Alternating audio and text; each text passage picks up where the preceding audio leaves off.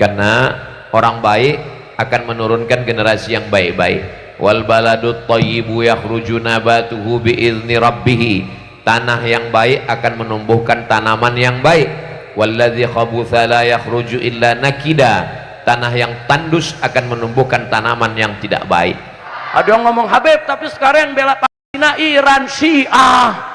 Jadi kita bagaimana Habib? Pak, Bu, kalau ada yang bela Palestina, Cina, Rusia, yang komunis, tapi dia bela Palestina, dia memerdekakan Palestina, dia lawan itu Amerika, saya akan dukung itu Rusia dan Cina, saudara. Takbir.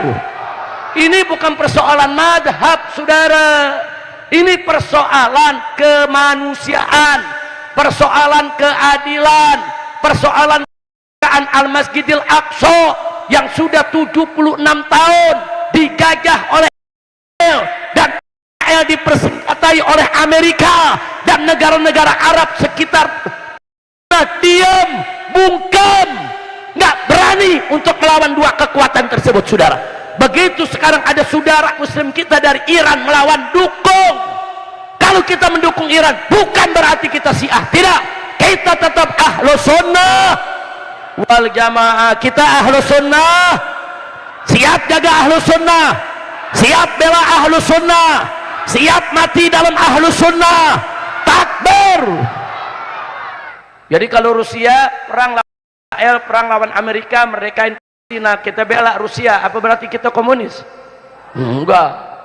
Kalau kita bela Cina, hantam Israel, apa berarti kita komunis? Enggak. Kira-kira jelas gak?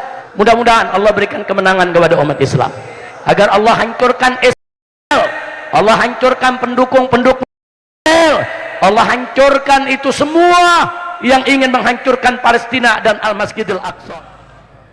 Bismillah, walhamdulillah, wassalatu wassalamu ala rasulillah wa ala alihi wa sahbihi wa mawalah. Amma ba'd, siyadatul habaib asyurafa wa sa'adatul ulama'il fudala wa fadilatul umara'il kurama wa jami'il hadirin wal hadirat al-ahibba'il a'izza rahimakumullah. في هذه المناسبة السعيدة وبمثل هذا الاجتماع المبارك لا أنسى أن أوصيكم جميعا ونفسي بتقوى الله وبطاعة رسول الله صلى الله عليه وسلم. فنسأل الله سبحانه وتعالى أن يهدينا إلى صراطه المستقيم ويجعلنا من المتقين ويدخلنا جنته جنة النعيم بحق سيد المرسلين والحمد لله رب العالمين. تقبل الله منا ومنكم فتقبل يا كريم. Ahiba'il kiram, acara demi acara dari semenjak sore tadi sudah sama kita ikuti satu acara yang luar biasa sampai malam hari ini. Acara ini begitu menggembirakan. Acara ini patut untuk kita syukuri dan harus kita apresiasi, dan kita berikan penghargaan kepada segenap panitia penyelenggara yang telah menggelar acara ini. Bagaimana tidak menggembirakan, dalam acara ini kumpul para habaib kita, para ulama kita, para umarok kita. Para umaroknya mulai dari Bapak Gubernurnya, wakilnya, Pak Wali Kotanya, wakilnya, begitu juga dari TNI, dari Polri-nya, semua hadir bersama kita. Mudah-mudahan kehadiran beliau-beliau bersama kita ini menjadi bukti kebersamaan kita, bukti persaudaraan kita, dan insya Allah menjadi motivasi bagi kita semua untuk selalu membangun kebersamaan dan membangun persaudaraan di antara kita, insya Allah. Dan hari ini luar biasa. Tadi kita sholat berjamaah, sholat isya diimami oleh Profesor Dr. Said Agil Munawwar, seorang hafizul Quran, saudara. Kemudian begitu kita sholat tarawih tadi diimami oleh Profesor Dr. Kiai Haji Abdus Somad, luar biasa. ulama-ulama kita yang tadi mengimami sholat kita, memimpin daripada acara ini. Mudah-mudahan dari semenjak tadi kita sholat maghrib, sholat isya, sholat tarawih, semua diterima oleh Allah subhanahu wa ta'ala, dilipat gandakan ganjarannya, dan bisa menjadi penyebab turunnya rahmat dan barakah. Dan semoga tidak kita pulang dari tempat ini kecuali dosa kita diampuni, kesalahan kita dimaafkan, penyakit kita disembuhkan, kesulitan kita dimudahkan, kesempitan kita dilapangkan, rumah tangga kita diharmoniskan, pencarian nafkah kita semua diberkahi, hutang-hutang kita dilunaskan, dan kita mendapatkan kebahagiaan dari dunia hingga akhirat. Amin ya rabbal alamin. Nah, sebagaimana sama kita maklumi, malam hari ini setelah acara demi acara kita lalui, akhirnya sampailah kita kepada acara mengingat 40 hari daripada wafatnya orang tua kita, ayahanda kita semua, almarhum wal maghfurullah, yaitu Bapak Kemas Haji Abdul Halim rahimahullahu rahmatan wasi'ah. Tadi sebelum maghrib saya sudah sampaikan kepada segenap jamaah sejumlah kelebihan-kelebihan, keutamaan-keutamaan yang dimiliki oleh almarhum. Ada 15 poin tadi saya sampaikan satu persatu, yang semuanya merupakan kebanggaan kita. Kita mengenal daripada almarhum. Tadi kita sebutkan antara lain, yang pertama, beliau adalah seorang pribumi yang patut kita banggakan, yang semenjak muda seorang pekerja keras, itu yang kedua. Yang ketiga, akhirnya Allah berikan beliau menjadi seorang pengusaha yang sukses karena uletnya saudara, rajinnya saudara, getapnya di dalam berjuang, di dalam bekerja. Akhirnya Allah bukakan pintu rizki untuk beliau dan keluarganya. Nggak sampai di situ, yang keempat juga tadi sudah kita sampaikan bahwa beliau ini seumur hidupnya begitu dekat dengan para habaib dan ulama, dekat sekali saudara. Dan yang kelima tadi sudah disebutkan, disinggung oleh Bapak Gubernur kita, puluhan masjid yang beliau bangun. Itu 68 yang beliau bangun sendiri, belum yang beliau bantu untuk renovasi, untuk perbaikan. Itu baru masjid tadi cerita, nggak sampai masjid aja, berapa banyak pondok pesantren, majelis-majelis taklim, madrasah-madrasah, baik di Sumatera maupun di Jawa sana, dibantu oleh almarhum saudara. Jadi dekatnya beliau dengan habaib. Yang keempat tadi, yang kelima bagaimana, yaitu bantuan-bantuan beliau untuk kegiatan-kegiatan dakwah. Dan yang keenam, beliau memang seorang pendukung dakwah saudara. Beliau kenal dai dari mulai yang paling lembut sampai yang paling tegas. Semua ada, semua dekat dengan Haji Abdul Halim. Dai-dai yang lembut, dai-dai yang santun, dai-dai yang kalau bicara kalimatnya menusuk kalbu saudara. Sampai dai-dai yang tegak, amar ma'ruf nahi munkar, semua dikenal baik. Bukan hanya dikenal, tapi dijalin hubungan yang begitu dekat dengan almarhum. Alhamdulillah. Dan gak sampai di situ, almarhum ini termasuk orang saudara kalau nggak ngerti hukum bertanya. Selalu beliau bertanya kepada habaib, kepada ulama, kepada kiai dalam hal apa saja. Di samping saya ada Profesor Dr. Said Agil Munawwir. Berapa kali beliau dipanggil, berapa kali beliau ditelepon, berapa kali beliau dihubungi hanya untuk mempertanyakan pertanyaan-pertanyaan soal agama. Tentang zakat umpamanya, bagaimana sih cara bayar zakat, bagaimana sih cara ngitungnya, kepada siapa sih mesti diberikan, didistribusikan, semua ditanyakan. Bahkan pada saat saya ada di Mekah 3,5 tahun, nggak segan-segan beliau telepon ya kawan, hanya untuk bertanya satu persoalan. Nah, jadi memang mestinya umat Islam begitu, kalau nggak tahu ya bertanya saudara. Fas'alu ahla dzikri in kuntum la ta'lamun, perintah Allah. Kalau anda tidak mengetahui tentang sesuatu, maka bertanyalah kepada para ulama, para fuqaha, kepada ahlul Quran yang mengetahui persoalan. Itu diamalkan oleh almarhum Haji Abdul Halim saudara. Luar biasa, beliau tanya kepada siapa aja, ulama-ulama yang datang, ada aja persoalan-persoalan yang beliau tanyakan. Nah, jadi ini bagian daripada kebaikan-kebaikan yang luar biasa. Tidak sampai di situ saudara, setiap bulan kita lihat dermanya untuk aitam, anak-anak yatim, untuk fakir miskin, untuk janda-janda lemah. Saudara, nggak pernah berhenti, bagaikan air itu bantuan terus datang mengalir kepada mereka. Sudah, subhanallah, subhanallah, berapa banyak begitu beliau meninggal dunia orang kehilangan, saudara, kehilangan tulang punggung, kehilangan yang selama ini mengulurkan tangan, kehilangan orang tua yang selalu membelai, mengayomi dan membantu mereka, saudara. Enggak sampai di situ, saudara, beliau buka lapangan kerja sampai puluhan ribu orang mendapatkan pekerjaan, saudara, enggak main-main. Kalau mau dihitung, saudara, seumur hidupnya sudah berapa ratus ribu orang yang diberikan pekerjaan, yaitu oleh almarhum Haji Abdul Halim, saudara. Beliau banyak bekerja, enggak banyak ngomong. Ada orang banyak ngomong, janji menyediakan 10 juta lapangan kerja, tapi enggak pernah ada tuh lapangan. Janji, saudara, menyediakan lapangan kerja 15 juta, tapi satu lowongan enggak ketemu. Ada enggak yang begitu? Ada. Ya udah, sama-sama tahu ya. Saudara almarhum Haji Abdul Halim enggak begitu, saudara.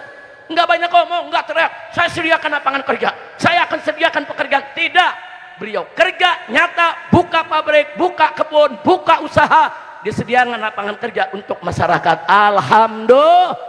Saya mau tanya, yang begitu bagus tidak? Bagus tidak? Takbir. Sallu ala nabi. Selain itu, saudara, almarhum semasa hidupnya, Masya Allah, saudara, Masya Allah, satu yang tidak akan pernah saya lupakan. Ya, di sini juga mungkin Pak Gubernur perlu tahu, dengan Wakil Gubernur perlu tahu. Salah satu kunci kesuksesan aksi 212 di Jakarta adalah almarhum Haji Abdul Halim, saudara. Kenapa? Banyak ulama, banyak habib, banyak kiai dibeliin tiket pesawat buat ikut aksi 212, saudara. Masyarakat, saudara, yang dibawa dikasih bis, dikasih mobil, puluhan bis datang ke Jakarta hanya untuk 212, saudara. Untung dulu nggak ketahuan sama Jokowi. Kalau ketahuan, wah bisa diubar tuh. Nah, itulah artinya apa? Haji Abdul Halim ini main di belakang layar, nggak teriak, nggak teriak, dikumpulin habib. Siapa yang mau ke Jakarta? Siapa yang mau ikut berjuang? Siapa yang mau bela Al-Quran? Siapa yang mau ikut 212? Ditanyakan, habaibnya kiai kita siap ikut, disediakan tiket pesawatnya, saudara. Bukan hanya dari 212, dari 411, saudara, termasuk Habib Umar Abdul Aziz bin Syahab yang selalu setia hadir, saudara. Ini menjadi saksi hidupnya. Jadi ternyata diam-diam Haji Abdul Halim walaupun di usia yang lanjut, di belakang layar beliau termasuk mujahid, pejuang yang ikut serta menegakkan amar ma'ruf nahi munkar. Takbir. Sallu ala nabi. Nah, saya mau tanya, orang seperti itu pantas gak untuk dicintai? Pantas tidak untuk dihormati? Tapi memang di akhir hidupnya beliau diuji oleh Allah, saudara. Ada yang iri, dengki, hasut, saudara, melakukan aneka ragam fitnah, saudara. Tapi tetap Allah selamatkan beliau. Allah panggil beliau kembali ke rahmat Allah subhanahu wa ta'ala, tanpa ada orang-orang yang jahat yang mampu untuk memposisikannya di tempat yang tidak layak bagi beliau, saudara. Ya, Haji Abdul Halim memang bukan nabi yang maksum, Haji Abdul Halim memang bukan malaikat yang maksum, saudara. Tapi beliau begitu banyak kebaikannya, nggak pantas kita cerita kejelekannya, saudara. Ada kelompok-kelompok manusia seperti para sahabat Nabi, seperti tabi'in, seperti tabi'in. Mereka tidak maksum, mereka semua juga ada salah, tapi nggak pantas kita cerita kesalahan sahabat, cerita kesalahan tabi'in, cerita kesalahan tabi'in. Kenapa? Begitu tinggi kedudukan mereka, begitu banyak kebaikan mereka, saudara. Nah, ini mestinya kita jadikan prinsip, saudara. Jangan orang punya kebaikan 10.000, satu kesalahan dibuang ke sampah. Enggak begitu hidup, saudara. Enggak begitu hidup, saudara. Berapa banyak kebaikan, saudara, yang dilakukan oleh manusia, tamhur sayyi'at. Dia mampu untuk menghapus segala kejelekan. Nah, karena itu sekali lagi Allah sayang kepada Haji Abdul Halim. Haji Abdul Halim akhirnya dipanggil oleh Allah subhanahu wa ta'ala, dan beliau wafat dalam keadaan mazlum, dizalimi oleh orang-orang yang jahat. Tentu orang yang menzalimi yang akan mendapatkan balasan, dan Allah tidak akan diam dari kezaliman, saudara. Begitu saya mau tanya, semua yang ada di sini siap mendoakan Haji Abdul Halim? Siap tetap menghormati beliau? Siap melanjutkan dakwah perjuangannya? Takbir. Sallu ala nabi. Nah, baiklah ya ikhwan, Malam hari ini kita lihat di sini ada Pak Gubernur, ada Pak Wali Kota, ada Kasdam dan lain sebagainya, saudara. Ini indah. Ulama dan umara kalau sudah duduk bareng, ngobrol bareng, bikin acara bareng, mestinya kita bersyukur, bukan curiga. Betul? Betul? Saudara, kita jangan curiga kepada umaroknya, apalagi curiga kepada ulamanya. Jangan. Ada satu hadis, saudara, yang Nabi mengatakan sinfan minan nas, in saluhat saluhan nas, wa fasada fasadan nas. Ada dua golongan manusia, yang kalau kedua ini baik, maka masyarakat akan ikut baik. Kalau dua golongan ini buruk, maka masyarakat akan ikut buruk. Siapa mereka? Ulama wal umara. Golongan ulama dan umara. Ada mengatakan, Habib, itu hadisnya maudhu, palsu. Jadi dijawab, iya, hadis itu palsu menurut Albani. Nah, saudara, tapi menurut Abu Nu'aim Asfahani, saudara, menurut ulama-ulama salaf jauh sebelum Albani, hadis itu dhaiful isnad, sahihul makna. Hadis tersebut, ya, sanadnya memang dhaif, tapi maknanya benar, saudara. Nah, lalu bicara tentang hadis dhaif, saudara, kita ini ahlus sunnah wal jamaah tidak menolak hadis dhaif bulat-bulat. Saudara, kita bukan pengikut Albani. Bukan. Kalau pengikut Albani, saudara, hadis dhaif dan hadis palsu disamakan. Semuanya dibuang ke tong sampah. Enggak begitu. Saudara, baik. Kalau hadis sahih atau hadis hasan, wajib kita jadikan dalil dalam setiap masalah. Ini rumus ini. Nah, baik. Hadis sahih dan hadis hasan wajib dijadikan dalil dalam setiap masalah. Masalah akidah, atau masalah hukum, atau masalah akhlak, atau masalah fadhailul a'mal. Wajib. Lalu bagaimana kalau hadis maudhu, hadis palsu? Hadis palsu haram dijadikan dalil dalam tiap masalah. Nggak boleh. Kalau hadis palsu, buang ke tong sampah. Saudara, nggak boleh kita jadikan dalil, baik dalam akidah maupun hukum, maupun begitu juga dalam soal akhlak. Haram. Pertanyaannya lalu bagaimana hadis dhaif? Saudara, hadis dhaif dibagi-bagi oleh ulama. Ada yang dhaifnya yasir, ada yang mutawassit, ada yang syadid, ada yang dhaifnya ringan, ada yang dhaifnya sedang, ada yang dhaifnya berat, saudara. Yang dhaifnya ringan dan dhaifnya sedang, saudara, bisa dan boleh diamalkan selama memenuhi sejumlah persyaratan yang sudah ditetapkan, saudara. Seperti apa, saudara? Hadis dhaif tentang tarhib wa targhib, saudara, tentang tarhib wa tarhib.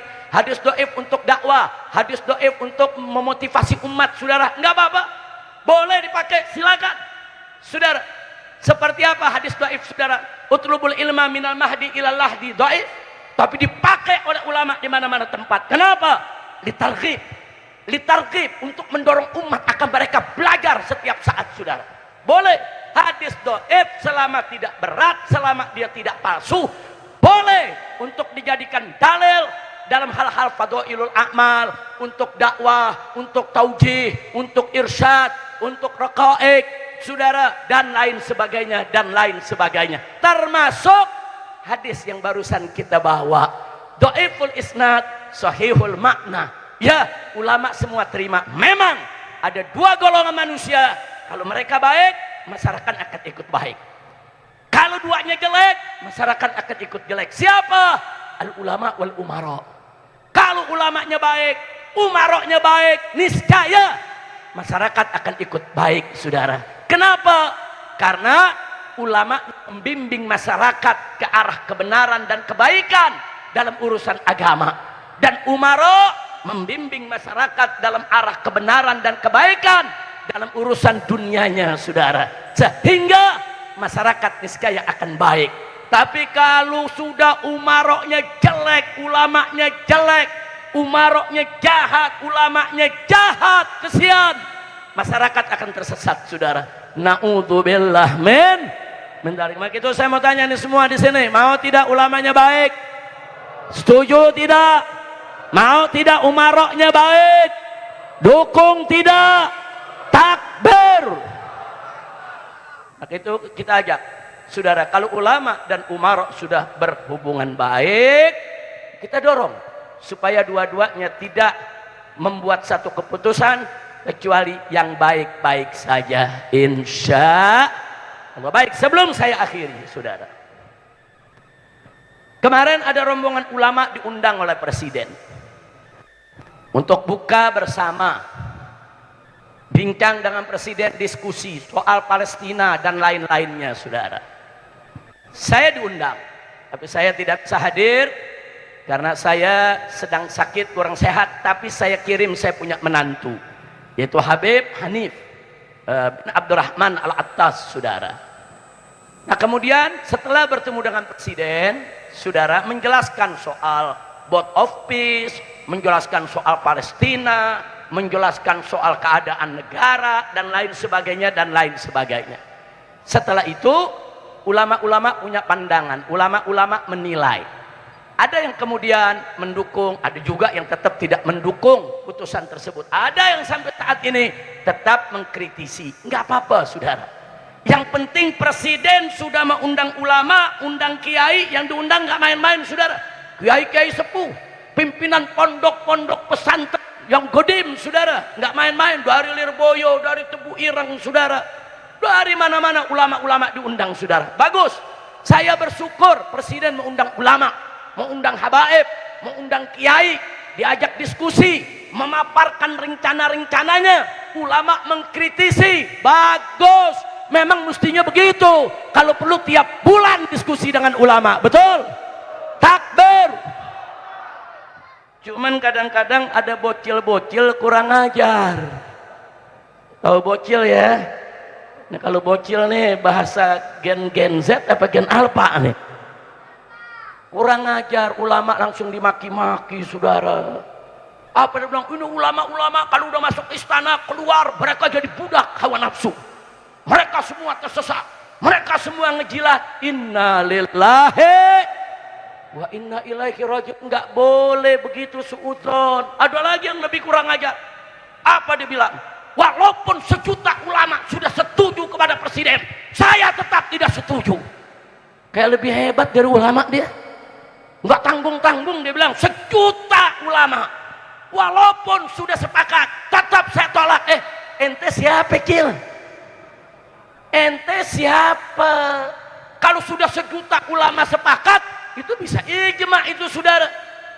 Ulama nggak mungkin sepakat dalam kesesatan. Satu dua ulama mungkin salah jalan, tapi semua ulama sepakat dalam maksiat, sepakat dalam sesat, mustahil. Enggak, ulama nggak bakal sepakat dalam kesesatan. Kalau ada kesesatan yang disodorkan oleh segelintir ulama, pasti ulama-ulama yang hak akan bicara, ulama-ulama yang hak akan mengkritisinya, saudara. Jadi jangan mukul rata. Ente siapa? Viral, saudara, di medsos. Walaupun sejuta ulama sepakat, saya tetap tidak setuju. Lu siapa? Bocil. Suruh ngaji dulu, nggak boleh begitu. Dia nggak setuju dengan pendapat ulama, silakan. Dia nggak mau ikut pendapat ulama, silakan. Tapi jangan terus menggeneralisir semua ulama, nggak benar. Nggak boleh juga langsung melepas diri. Sejuta ulama sepakat, saya tetap tidak setuju. Nah, kenapa ini saya sampaikan? Ini bahasa-bahasa begini bahaya. Karena banyak anak-anak kita sekarang ini, Pak, Bu, maaf ya. Nih Bapak Ibu, maaf. Dulu kami kalau belajar, termasuk Kiai Haji Abdus Somad, kita punya guru, kita punya syekh, kita punya dosen. Tapi sekarang ini anak-anak muda kita belajarnya sama syekh Google. Ada lagi syekh AI, ada lagi syekh Grok, ada lagi syekh apa lagi tuh? ChatGPT. Ya Allah, bukan nggak boleh buka AI, bukan nggak boleh memanfaatkan Google, bukan. Tapi kalau mau belajar agama, wajib ada syekh, wajib ada guru, wajib nuntut ilmu ke ulama. Kira-kira jelas tidak? Paham tidak? Tapi kalau gurunya ke Google, ke AI, ya begitu hasilnya. Walaupun sejuta ulama sepakat, saya tetap tolak. Pala lubu menyan. Ini akibat bergurunya sama Google sama Jangan saudara, jangan. Presiden panggil ulama, bagus. Ulama diskusi dengan presiden, bagus tidak? Bagus. Nah soal nanti ada ulama yang setuju, nggak setuju, nggak apa-apa. Biarkan kita hidup dinamis saudara. Islam ini nggak kaku. Kira-kira jelas tidak? Paham tidak? Nah sekarang saya mau tanya nih, kalau ulama dipanggil presiden, diskusi, saya mau tanya, jelek apa bagus? Jelek apa bagus? Jelek apa bagus? Nah kalau ulama diundang presiden, nggak boleh datang, nggak boleh dekat sama presiden. Ya nanti kalau ulama nggak boleh dekat sama presiden, nanti yang peluk presiden mafia, nanti yang rangkul presiden oligarki, nanti yang dekat presiden koruptor, nanti presiden dikelilingi oleh bandit-bandit penjahat, betul? Nah sekarang saya mau tanya, Anda mau yang mana? Presiden dirangkul ulama atau dirangkul penjahat? Dirangkul mafia atau dirangkul ulama? Dirangkul koruptor atau dirangkul ulama? Giliran ulamanya mendekat difitnah langsung. Astagfirullahaladzim. Jangan ya Pak. Percayalah saudara, mayoritas ulama di kita punya negeri alhamdulillah masih di jalan lurus, mereka nggak bisa dibeli. Kalau ada oknum-oknum 1-2 yang bisa dibeli, itu oknum saudara. Ulama-ulama kita di pondok-pondok pesantren, di majelis-majelis taklim, di mimbar-mimbar, di mana-mana tempat, alhamdulillah mereka masih lurus, masih tetap menegakkan amar ma'ruf nahi munkar, insya Allah. Nah paling tidak kemarin ulama setelah bertemu presiden punya kesimpulan.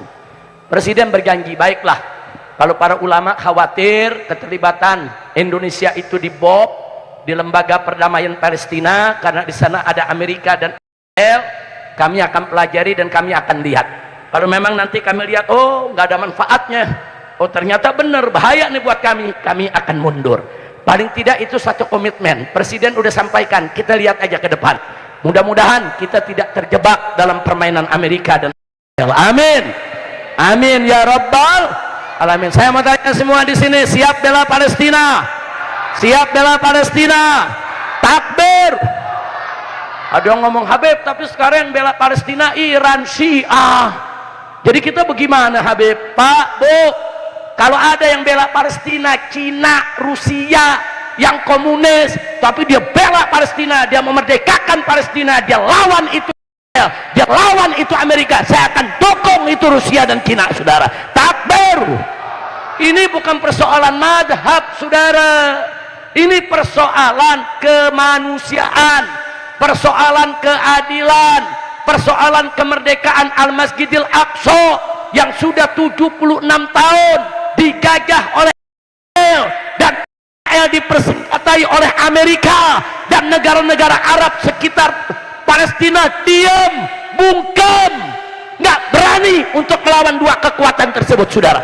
Begitu sekarang ada saudara muslim kita dari Iran melawan, dukung.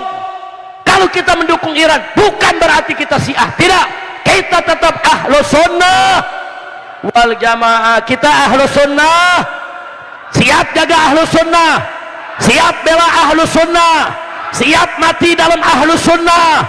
Takbir. Jadi kalau Rusia perang lawan Israel, perang lawan Amerika, merdekain Palestina, kita bela Rusia, apa berarti kita komunis? Enggak.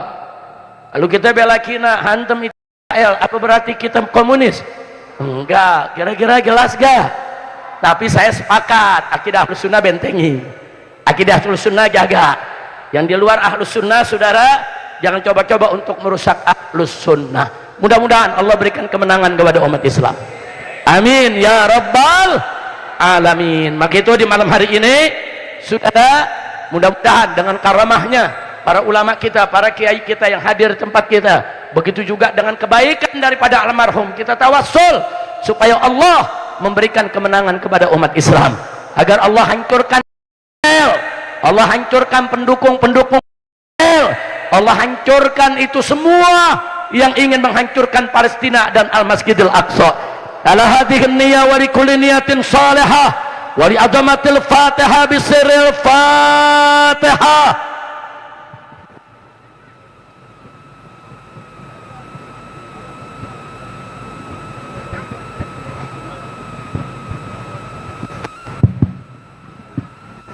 Amin. Taqabbalallahu minna wa minkum fataqabbal ya karim. Yang terakhir, saudara, ini hanya sekedar mengingatkan kita semua. Kebetulan di sini banyak para pejabat yang hadir, banyak para tokoh yang hadir. Saya ingin mengingatkan sekali lagi, tolong para pejabat kita, para politisi kita, para tokoh kita yang tidak ngerti agama, jangan sembarangan bercanda dengan siar-siar Islam. Hati-hati Pak ya, hati-hati Bu. Siar Islam bukan untuk dibercandakan. Saya dan kawan-kawan di Jakarta tidak peduli apakah itu menteri, apakah itu pimpinan partai, apakah itu jenderal TNI maupun Polri, apakah itu pelawak, saudara. Kalau dia menghina siar Islam akan kami proses. Nah, maka itu saya minta tolong khususnya bapak-bapak menteri dan bapak-bapak pejabat, jangan bercanda soal agama. Kesian Bapak Presiden, Anda kerja membantu Presiden, tapi begitu Anda bercanda soal agama, itu bikin gaduh. Umat Islam jadi gaduh, umat Islam jadi marah, nanti ujung-ujungnya Presiden yang disalahkan, saudara. Nah, maka itu saya minta semua pejabat yang telanjur, mungkin maksudnya bercanda, mungkin karena dia nggak ngerti agama, bercandanya jadi kebablasan. Nah, kalau sudah telanjur kebablasan, tubu ilallah, taubatlah kepada Allah, istighfar, mohon ampun, jangan diulangi. Banyak Pak Bu, pejabat-pejabat kita nih dari zaman beberapa dekade yang lalu sampai seorang presiden ada yang menghina rukun iman, saudara, tentang iman bil ghaib. Kemudian ada lagi yang menghina soal adzan, saudara, adzan dianggap gonggongan anjing. Kemudian ada juga yang menghina rukun Islam, saudara. Ada juga yang menghina, saudara, kemarin ini seorang pelawak dia hina soal sholat. Baru kemarin terjadi lagi pimpinan partai mengatakan Lailatul Qadar itu ada kalau jumlah kursi kami banyak. Ada urusan apa Lailatul Qadar dengan jumlah kursinya, saudara? Ittaqillah, takutlah kau kepada Allah. Saya minta siapapun pejabatnya bercanda soal syariat, bercanda soal Islam, saudara, stop. Kalau dia terlanjur bercanda, mungkin dia tidak ngerti agama, mungkin dia tidak tahu, mungkin dia sekedar gurauan. Tobat kepada Allah, jangan coba-coba diulangi. Kami akan kejar. Saya sudah instruksikan kepada pengacara-pengacara FPI di Jakarta, siapapun menghina Allah, menghina Rasul, menghina Quran, menghina syariat, menghina salat, menghina Lailatul Qadar, menghina syiar Islam manapun, catat, laporkan, proses hukum. Setuju tidak? Setuju tidak? Takbir. Allahu Akbar. Sallu ala Nabi. Nah, itu yang saya mau sampaikan ya kawan. Capek saudara, ujung-ujungnya ngaku iya kami bercanda, kami minta maaf. Makanya jangan bercanda soal agama. Nah, sekarang saya mau tanya semua di sini soal agama, mau bercanda tidak? Mau bercanda tidak? Siap jaga siar Islam? Alhamdulillah. Nah, itu yang saya mau sampaikan pada malam hari ini. Saya tidak ingin berpanjang lebar lagi karena juga saya ingin mendengar nasihat. Saya punya sahabat, saudara, kita punya guru semua, yaitu Profesor Dr. Kiai Haji Abdus Somad hafizahullahu ta'ala wa ra'ah wa matallahu bituli hayatih wa nafa'ana bi ulumih fid dini wa dunya wal akhirah, amin ya rabbal alamin. Nah, itu saja yang bisa saya sampaikan. Mohon maaf atas segala kekurangannya, terima kasih atas segala perhatiannya. Hadani Allah wa iyyakum ila siratihil mustaqim. Wassalamualaikum warahmatullahi wabarakatuh. Waalaikumsalam warahmatullahi wabarakatuh. Terima kasih kita ucapkan kepada Fadilatul Ustaz Al-Habib Dr. Habib Rizik bin Hussein bin Syihab yang telah memberikan motivasi kepada kita semua. Ikhwan rahimakumullah, yang kedua kita akan mendengarkan nasihat dari guru kita mulia Profesor Dr. Haji Abdus Somad LCMA. Kepada beliau kita persilahkan. Sallu ala Nabi Muhammad. Bismillahirrahmanirrahim. Assalamualaikum warahmatullahi wabarakatuh. Alhamdulillahilladzi bi ni'matihi tatimmus shalihat. Wassalatu wassalamu ala sayyidis sadat wa ala alihi wa ashabihi ahlil fadaili wal karamat.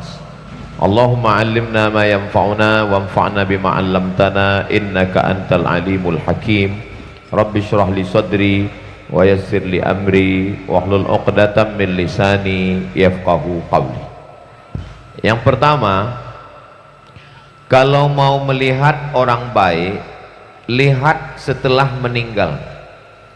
Karena banyak orang waktu hidupnya baik, tapi setelah meninggalnya menjadi jelek. Kalau kaedah ini kita pakai pada Abah Haji Kemas Abdul Halim, waktu beliau masih hidup, biasanya dulu beberapa kali haul almarhumah ibu beliau kita di dalam, dan pejabat rasanya cuman yang hadir itu gubernur Sumatera Selatan. Tidak pernah ada sampai 2 gubernur datang kecuali setelah beliau meninggal. Dan sepanjang acara haul almarhumah ibunda beliau, tidak pernah saya satu majelis dengan Sayyidi Al-Habib Rizik Syihab. Jadi menurut hemat saya, tanda-tanda kaedah itu kalau orang sudah meninggal, orang lebih ramai, orang lebih banyak berkumpul, maka insya Allah kehadiran kita malam ini menunjukkan Abah Haji Abdul Halim adalah orang baik, insya Allah. Malam ini hadir Bapak Wali Kota, Bapak Gubernur, Wakil Gubernur yang hampir jadi imam tadi, kata Pak Gubernur. Bapak Kasdam mewakili Panglima. Kalau Tuan pergi ke kali jangan lupa petik delima. Kalau selalu mewakili lama-lama jadi Panglima. Hadir juga yang mewakili Kapolda. Kalau Tuan pergi ke kali jangan lupa minum kelapa muda. Kalau selalu mewakili lama-lama bisa jadi Kapolda. Kalau udah lebih 40 mau ngaminkan itu nggak lama lagi tuh Pak. Yang besar tak dihimbau gelar, yang kecil tak disebut nama. Hadirin hadirat, muslimin muslimat, mukminin mukminat, solihin solihat, yang belum kawin dan belum sunat, semua yang hadir ini insya Allah dimuliakan Allah subhanahu wa ta'ala. Jadi banyak tanda-tanda yang tak ada waktu almarhum hidup, sekarang ada. Tidak pernah satu majlis saya dengan Sayyidi Al-Habib Rizik Syihab, malam ini satu majlis. Tak pernah hadir sampai 2 gubernur, malam ini ada 2 gubernur. Dan tak pernah ada satu majelis pernah antara UAS asli dengan UAS KW, kecuali malam ini. Ustadz Toib. Jadi dilihat dari tanda-tanda itu, saya ilmu yakin, ilmu yang membuat kita yakin. Hakul yakin, ainul yakin, dilihat dengan mata kepala. Saya yakin Allah mau menunjukkan yang selama ini masih ragu-ragu, kira-kira Abah Haji ini orang baik atau tak baik. Malam ini dinampakkan Allah bahwa Abah Haji orang baik. Mudah-mudahan ini bagi yang ragu-ragu, yang goyang-goyang, yang bimbang-bimbang, bukti malam ini beliau sudah selesai. Tinggal lagi kita.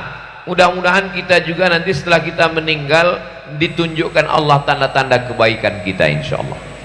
Ini yang pertama. Yang kedua, setiap kali saya datang ke rumah ini, saya makan di dalam. Tradisi beliau setiap tahun begitu. Makan dengan Abah Haji, disendokkannya ikan apa yang di Benteng Kota besar tuh? Ikan belido.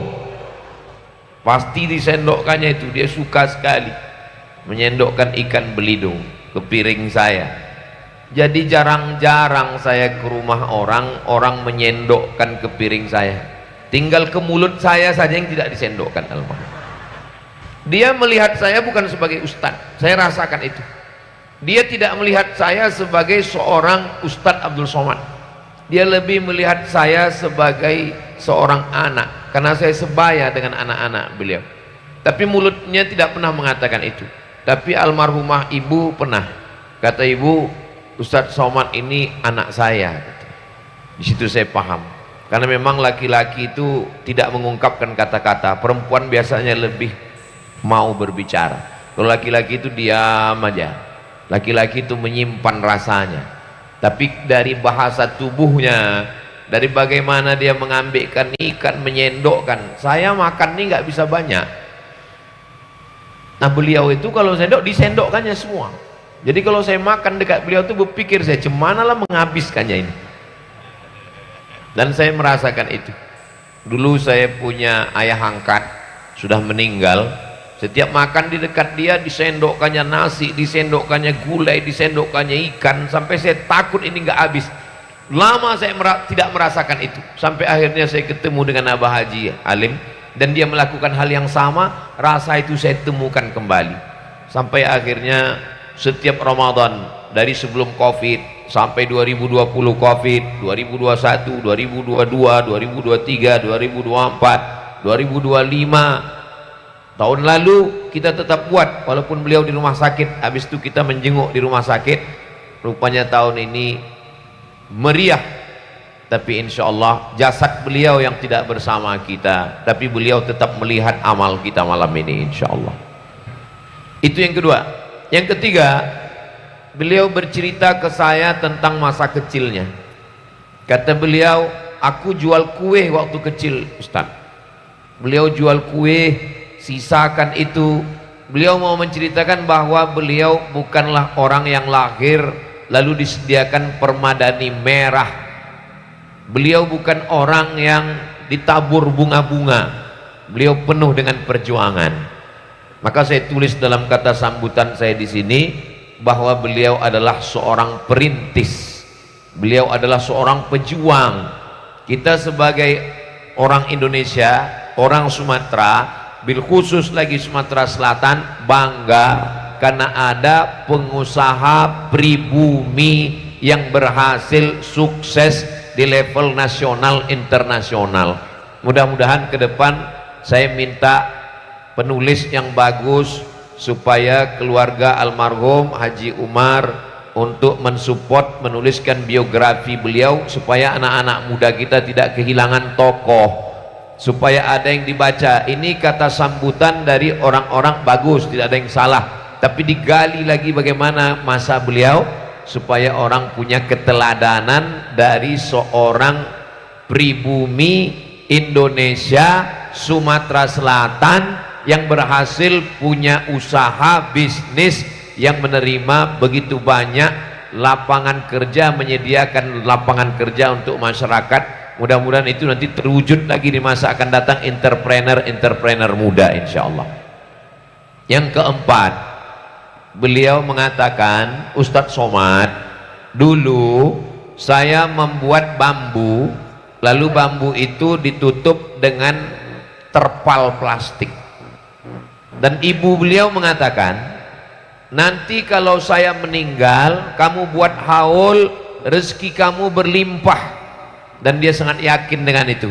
Itulah mengapa beliau setiap tahun bulan Ramadan membuat haul, karena keyakinannya memuliakan ibunya. Dan ternyata janji ibunya terwujud. Tidak lagi pakai bambu-bambu yang pasang terpal, tapi dengan tenda yang bagus, dengan rumah yang bagus. Itu membuktikan kepada kita bahwa janji Allah tidak sia-sia. Sampai hari kiamat janji Allah terwujud. Allah kalau sudah berjanji, innaka la tukhliful mi'ad. Kalau mau kita bahagia seperti Abah Haji, muliakan ibu kita, berbakti kepada ibu. Anak-anak muda yang ada malam ini, yang ibunya masih ada, muliakan ibu kita. Ummuka, ummuka, ummuka, bukti langsung dari kehidupan Abah Haji Abdul Halim. Poin yang kelima, Abah Haji Alim bercerita bahwa beliau membelikan ibunya gelang emas, cincin emas. Lalu kemudian dia tanya, cincinnya mana? Cincinnya sudah dijual, dibelikan beras ke fakir miskin, anak yatim. Beberapa kali cincinnya, gelang yang sudah diberikan itu, beliau tidak marah. Abah Haji Alim bercerita dia tidak pernah marah. Dia belikan lagi gelang yang baru, dia belikan cincin yang baru. Rupanya kebiasaan bersedekah itu dari gen ibunya, dari darah ibu turun ke anak, insya Allah dari anak ini turun dari anak ini turunlah ke anak cucu keturunan Abah Haji Kemas Abdul Halim insyaallah. Karena orang baik akan menurunkan generasi yang baik-baik. Wal baladut thayyibu yakhruju nabatuhu biizni rabbih. Tanah yang baik akan menumbuhkan tanaman yang baik. Walladzi khabutha la yakhruju illa nakida. Tanah yang tandus akan menumbuhkan tanaman yang tidak baik. Jadi kebaikan beliau, kedermawanan beliau itu mengalir dari darah ibunya, dan bakti beliau setiap tahun mengadakan haul. Kenapa Ustadz Somad itu datangnya ke Sumatera Selatan, Palembang itu hanya bulan Ramadan saja? Karena Abah Haji Abdul Halim mengatakan, Ustadz datang di saat haul ibu saya, dan janji tahun lalu pun begitu, nanti Ustadz datang Ramadan.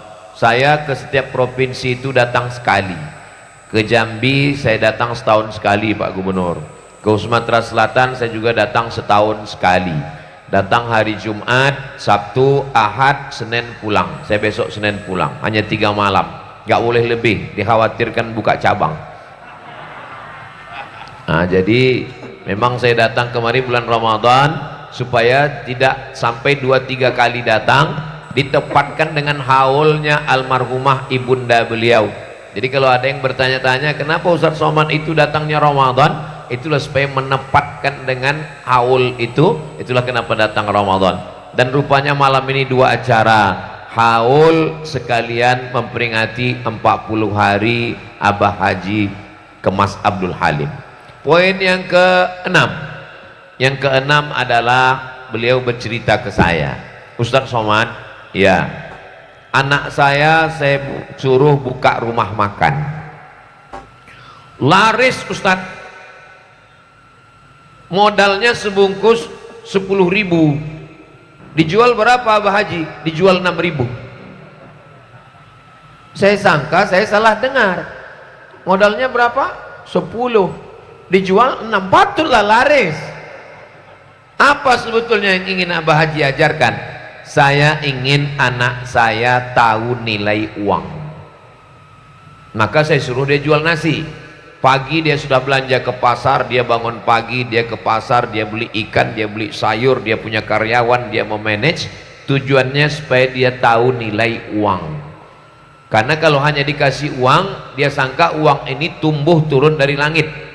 Tapi kalau disuruh dia berusaha, itu saya pegang betul. Jadi saya juga punya anak. Jadi ke depan saya bercita-cita juga ingin membukakan rumah makan modal 10 jual 6.000 tadi. Tapi jangan lama-lama. Hanya untuk tahap supaya dia belajar saja.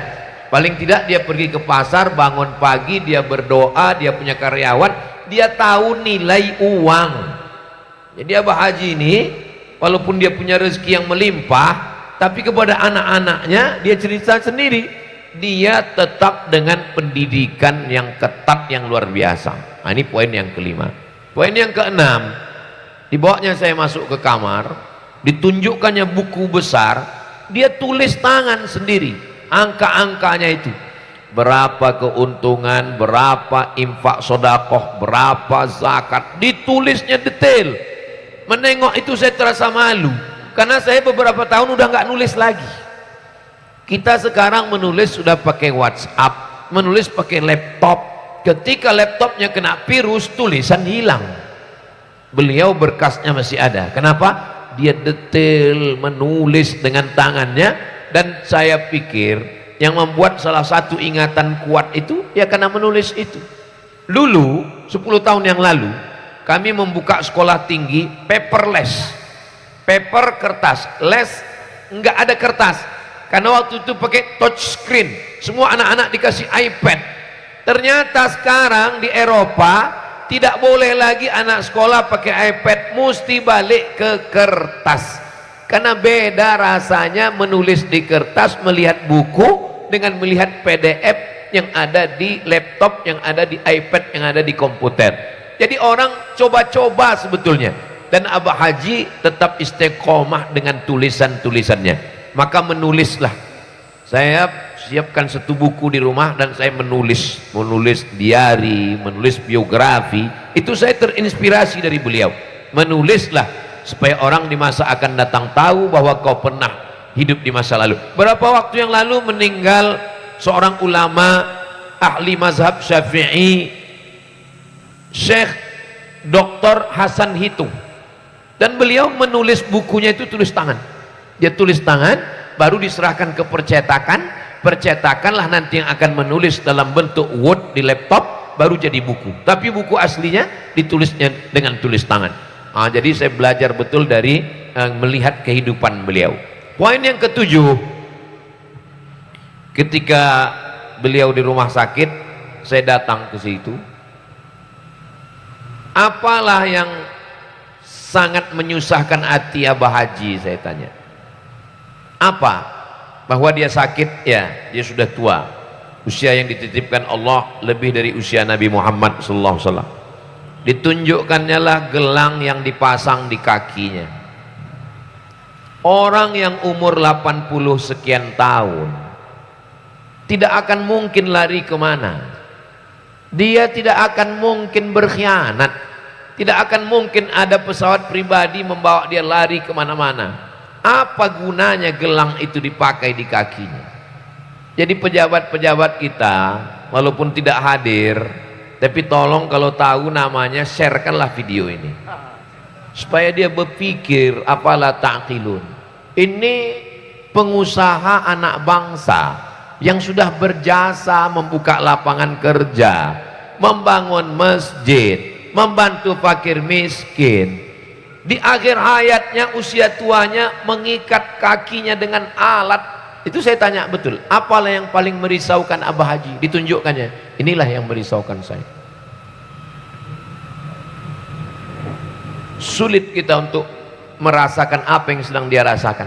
Saya pikir itu, lama saya renungkan, andai saya tua umur 80, saya sudah berjasa untuk anak bangsa, saya sudah berbuat baik, tiba-tiba diperlakukan seperti itu sangat menyakitkan.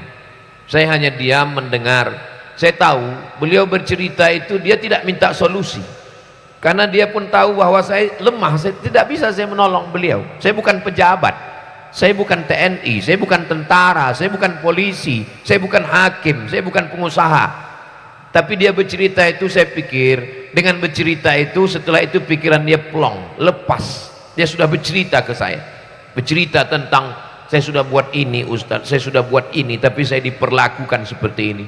Saya husnuzan, ma yusibul mu'min min nasabin wala wasabin wala saqamin wala syaukin yastakuha. Susah hati, gundah gulana, duri yang menusuk tapak kaki, illa kafarallahu anhu biha sayyi'atuh. Insyaallah itu menghapus dosa-dosa Abah Haji, insyaallah.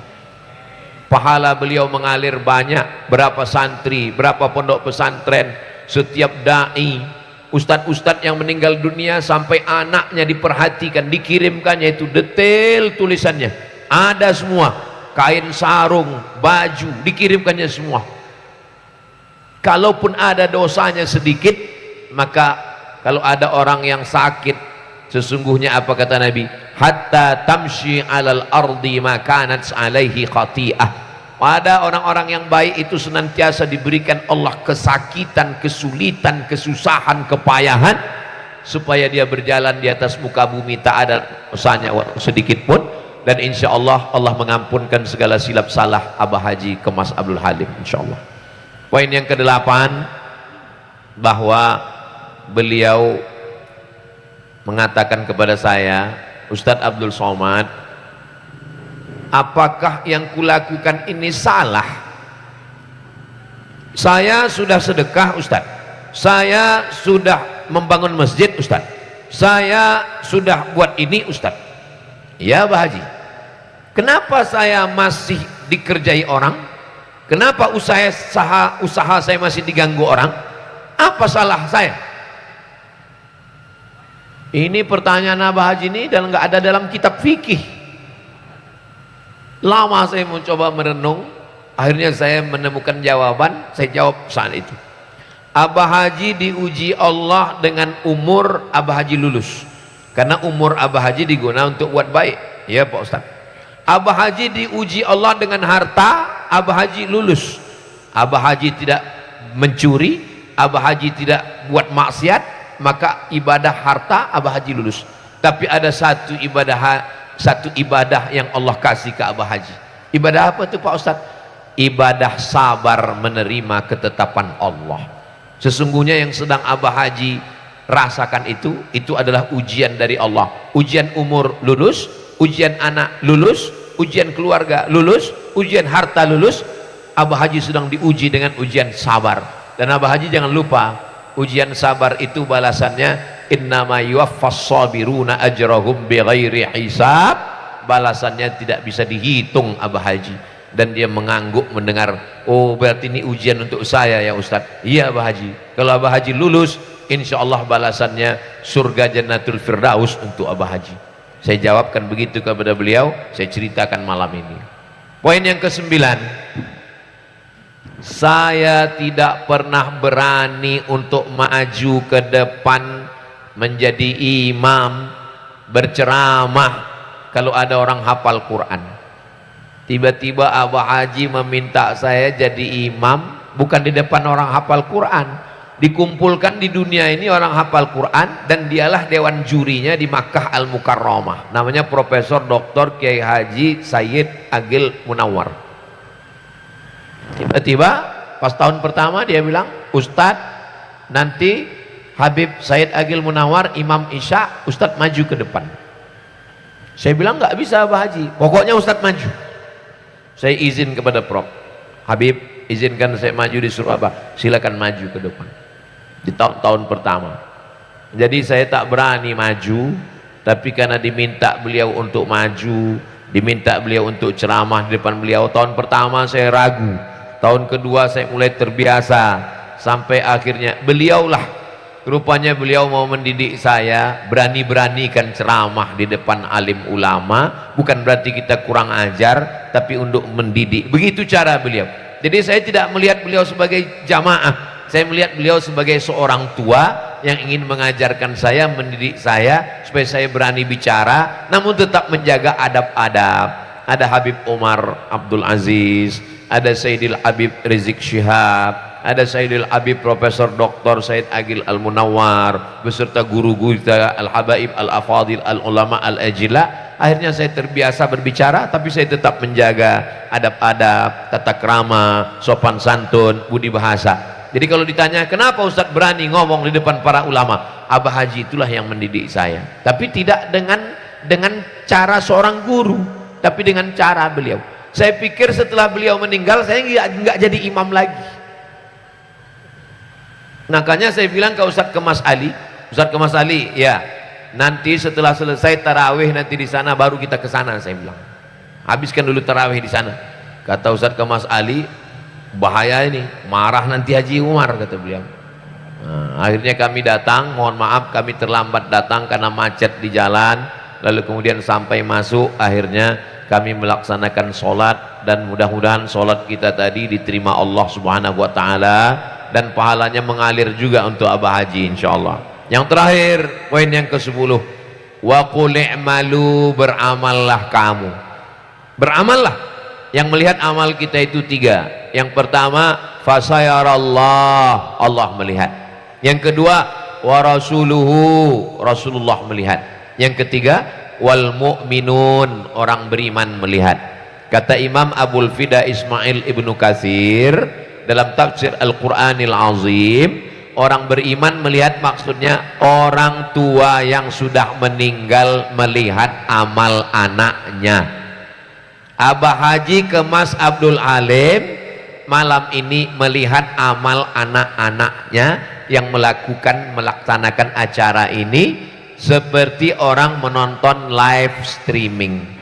Mudah-mudahan anak cucu menantu Abah Haji Abdul Alim semuanya baik-baik, soleh solihah, dipelihara Allah, istiqomah dalam iman dan Islam, amalnya ditonton, dilihat, diperhatikan seperti kita menonton TV secara live langsung.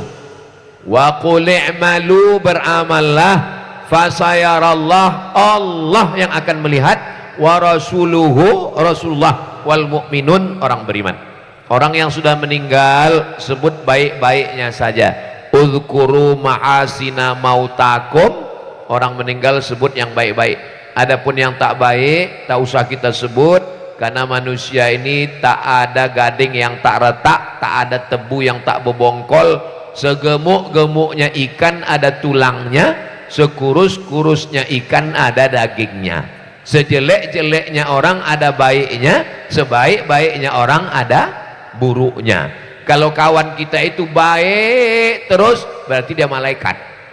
Kalau kawan kita itu jahat terus, berarti dia setan.